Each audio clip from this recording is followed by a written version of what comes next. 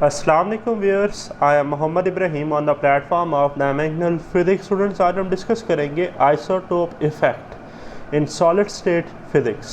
तो student, when mass of element increase in different isotope, its transition temperature decreases, called isotope effect.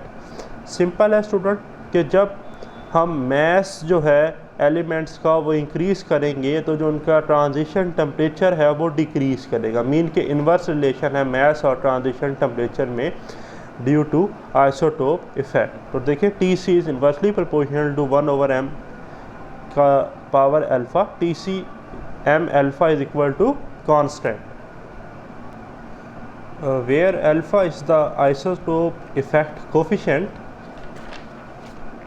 By applying experimental result, the value of alpha is equal to 1/2. So Tc is inversely proportional to 1/m की power 1/2. Its mean Tc is directly proportional to m की power -1/2.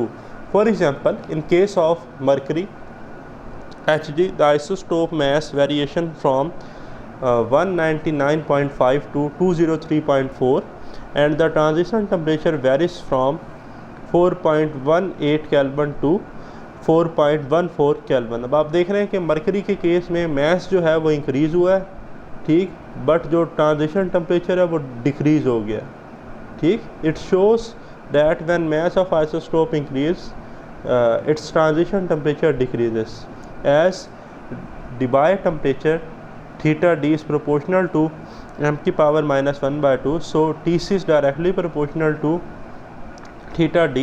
Tc over theta d is equal to constant. This equation play important role in superconductivity. तो अगर आपका कोई question है तो comments में ज़रूर डिस्कस कीजिएगा. Stay blessed. अल्लाह हाफिज़.